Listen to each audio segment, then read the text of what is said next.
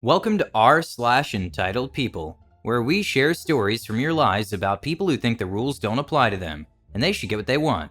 Thank you friends for subscribing to the channel and for so many likes. And today we have 3 great stories, so subscribe, hit the like button, and let's begin. The first story, A-hole HOA attempts to impound vehicles, but I'm the tow company that does this. Loses over $10K in court. The second story, entitled new entry-level programmer gives orders and thinks he's the boss. Fired. The third story, Karen knew the owner so well that she was taken out with the guards. The first story is, $50,000 collector cars are eyesores to HOA. Okay, so I've been dealing with this for the last 3 months, and it's finally reached its climax. For a little backstory, I own a towing company, and I'm currently renting a home within an HOA I was not informed of when I signed the lease. My wife and I broke ground on our dream home days before lockdown went into effect last year. We signed a 2-year lease as we were offered a $250 reduction in rent if we did. The house has a 3-car garage attached to it, as well as parking for an additional 2 cars in the driveway. I keep my tow truck in the driveway or parked on the street, in front of the house, as it is classified as an emergency vehicle by the state, and not merely a commercial vehicle. This means it's not against the HOA to have it in the neighborhood. We also own many cars, as all 3 people living in the home are car nuts. Now we do not keep that all at the home, but we do have a total of 6 cars at the home, plus the tow truck, which means 2 vehicles are always parked on the street. For reference, the cars we keep at the home are 1. 1967 4-door Chevy Impala, 2. 1967 Ford Galaxy, 3. 1993 Mazda RX-7, 4. 1994 Nissan Silvia, 5. 2013 Subaru BRZ, 6. 2008 BMW M3. Of these cars, all the imports have wide-body kits that cost between 4 and 12 grand. This is important, as to value of vehicles as well as looks. Look up Rocket Bunny and Liberty Walk to get an idea of what they look like. Okay, now for the story. After living here for just over 9 months, and as the lockdowns were ending, the world opened its weary eyes just to get punched in the face again. The HOA that we had absolutely no idea existed started by ticketing the tow truck, which is parked on the street, stating that it cannot be parked on the street. Okay, I'll put it in the driveway. No problem.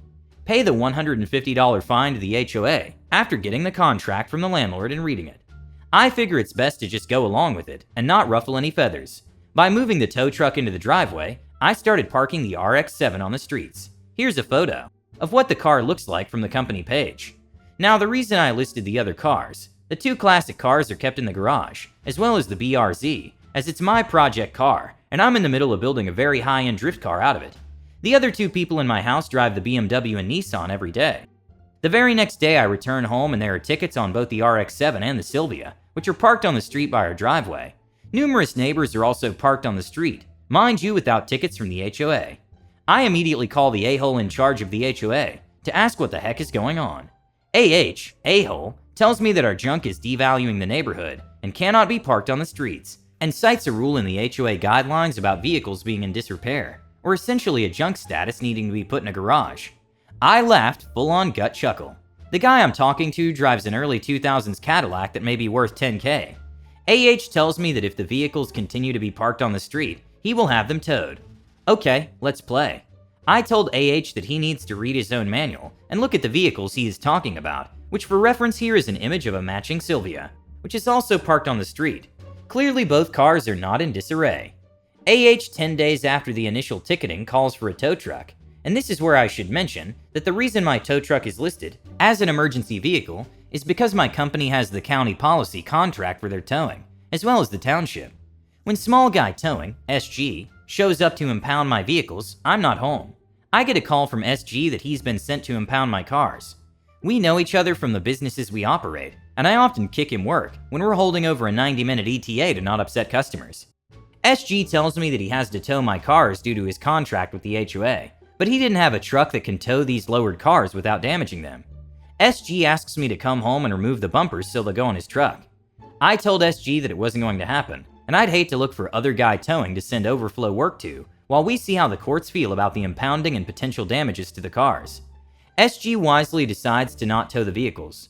Now this was October of 2020. Since then, SG has called me dozens of times about calling him repeatedly to tow the vehicles. SG telling AH that the only company in the area that can tow these vehicles is my company. Finally, on July 5th, AH calls my company to impound my cars. Okay, no problem. I sent 3 of my guys over in the shop pickup to drive my cars back to the shop, where they were parked and kept for the last month. The wife started driving the Impala regularly, as it is summer. Friday, we went to small claims court, as I sued the HOA for towing costs. $250 per vehicle, as well as storage on each vehicle $62 per day, each, and an additional $3,000 for inconveniences due to not having the cars for daily transportation. Add on an additional $1,500 for lawyer fees. After roughly 5 minutes, the judge asks for photos from AH of the cars. AH gives the judge photos. The judge comments on how nice the cars are, and they're clearly not in disarray. I thank the judge and ask him if he can see the Cadillac parked on the street, way in the background of the photo, as well as the other 5 or 6 cars in the frame. The judge affirms this and asks AH about these cars. AH states that they are not in violation, and even coughs up that the Cadillac is his car. The judge smiles a toothy grin, and confesses to being a car guy, and estimates that each of these 2 cars that have been impounded are worth $50,000 each, and that AH's Cadillac would clearly be the eyesore of the community. The judge then dismisses the HOA's claims, and explicitly tells AH that he's not to tow any vehicles out of the neighborhood, without police confirmation of their disarray or abandonment. Judge goes further and states that the HOA is in violation of the township ordinance, as the streets are not private streets, but belong to the township. The judge then grabs what I assume is a calculator and starts punching away. After about 1.5 minutes of pure silence, the judge looks up and says, "Okay. As stated before, AH's claim for the HOA has been dismissed. As for Whip Solo's counter-suit, I will rule in favor in the amount of $10,100 and $65.50 in court costs to AH's HOA." AH lost his freaking mind. AH went on a rant about communism and how the judge was the problem with this country, and into election conspiracies and every whack job theory you'd hear from people like Alex Jones. The judge warned AH twice and finally ordered him in contempt and invited him to have a weekend stay on the county's dime at the local jail. AH will be home tonight as the judge set to release him at 6 p.m. The cars are back in their original spots, and I cannot wait for the hand wave and grin as AH comes home this evening. The second story is, no, you're not my boss. The company I'm working for hired a new person last month as an entry-level programmer. He seemed pretty cool, just graduated with high grades. My boss had high hopes, and he did start great. All tasks are done in a very short period of time, well optimized, etc. And that's the point when he decided to be an a-hole. About 2 weeks after being hired, he started to act like our boss when he was below in the hierarchy. Do this, do that, etc. I wasn't paying him attention, since I was already tasked with the things he would order for me. But this didn't stop him. He non-stop asked everyone to bring him coffee, bring him a sandwich, etc. If someone refused, he threatened to tell the boss for being disrespectful to him, which makes no sense. The day everything went wrong for him. EE, entitled employee. Hey OP, bring me coffee fast. Me, I'm busy right now. EE, I said bring me coffee now. Me, no, you're not my boss. EE, yes I am, and you will do whatever I say. Me, no, not in this world. Leave me alone, I have to work. EE, I'm gonna report you for disobeying. Me, sorry? You're gonna report me, a senior programmer, for disobeying an entry level? Who do you think they'll favor? EE, of course me. My dad recommended me to the boss. Me, listen pal, just because you're recommended by someone to the boss doesn't mean you have any more rights than a regular entry level. EE, we'll see that, D-head. And I just ignored him. He asked a few more people, but they all refused. He started yelling that he was disobeyed, and we will be fired by the end of the day. And then he stormed out of the office. Literally 10 minutes later, I got called in the boss's office. He explained to me that EE reported me for disrespect and swearing at him. I denied all that, and told him that every single person in the office would confirm my story and not EE's. He didn't have a doubt, but still asked everyone personally, and also checked the cameras. They all supported my story, as well as the camera clearly showed him yelling and ordering around, and the boss went, "Boss. Okay then, we'll fire him." In my company's policy, and every employee's contract explicitly says, in big bold font, that if person A disrespects person B, insults him and lies about the actual events, he's subject to immediate termination with no prior notice, which was nice. The boss called E in his office, and he was smiling really hard. He was expecting me to get fired. Boss, EE, I'm sorry, but as of tomorrow, you're not an employee in this company, and your contract will be voided this night. EE, what? My dad recommended me here. You can't fire me. Boss, don't yell in my office. Just because your dad recommended you doesn't mean you're entitled to anything more than a position. Your dad is a great person, but your behavior is completely unacceptable. EE. I didn't do anything. Just asked for a coffee and they refused. Boss. That's the point. No one is required to bring you coffee. You can't just order around and think you're the boss here. EE. If you fire me, I'll sue you. Boss. I'll stop you here. If you try to sue me, OP, or the company, I'll be more than happy to present to the judge all the evidence we have. Camera recordings, eyewitness accounts, and etc. Now, if you do not leave the territory of the company, I'll call the guards and report you for trespassing. EE. You can't. Boss. Security. Okay, I exaggerated a bit with the applauding part. And the last story is, I know the owner. So as I've said before, I'm an on-call and response engineer, dealing mostly with fire and electrical safety. I've got a lot of really good customers, and one of these is a nightclub which I often frequent as a customer too. I seldom pay on the door, even though I always offer to pay, and I've even tried forcing my money on the door staff. I wait patiently at the bar, and understand that we all have our turn, and when I'm in there, I'm a customer like all the others, even though many of the bar staff know me and will acknowledge me. So this one time I was in there and waiting at the bar to be served, when the owner came up and shook my hand and said hi.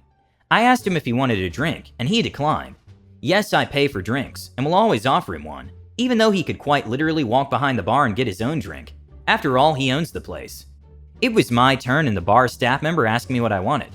I was just about to tell them my order, when a student Karen waved her 10-pound note, shouted that it was her turn next, and that she wanted 2 of a particular drink. The bar staff member was quite frank, and told her she was serving me next, and that I'd been there first. Karen wasn't happy with this and said that she knew the owner, and she'd get me barred for queue jumping, and the staff member sacked for not serving her in turn. She then spent at least 2 minutes saying how she went to his house, all the time, and that she had been to his parties. I wasn't actually that bothered, to be honest, as I was in the middle of a conversation with the owner about some work he wanted me to do over the coming weeks, and I said I was okay to wait a little. Karen's face lit up because she'd won, she thought. I said to the owner I didn't want to cause a fuss. Then the bar staff poured her order, passed it to her and promptly took her money, then gave her change back. You see, this nightclub on this particular night had a promotion that a particular drink was £1 before 11 and £3 after. Karen had wanted to jump the queue to save £2 a drink, but what she hadn't realized that in the time she'd been arguing, the clock had ticked past 11 and the staff member gave her £4 change, rather than the £8 she'd been expecting. Bar staff have no control over this, as once the till clocks tick to 11, unless the order is already started, the price changes at the cash server side. Karen kicked off and said, "You've given me the wrong change," at which point the bar staff member pointed to the clock at the end of the bar, and noted that it was after 11. The receipt also showed the order was placed after 11. Karen then started getting very loud, much to the point that the security were called and she was told to leave. She called her mates over and they left. She never did drink her £6 drinks, and she clearly did know the owner, and she clearly never did know the owner because she'd have known that all the time I was talking to him. Meanwhile, I didn't even realize that my drink had been placed on the bar, and when I did finally go to order it, I was told as such. When I asked how much, I was told don't worry about it. Thank you for watching. Don't forget to subscribe and hit the like button to support the channel.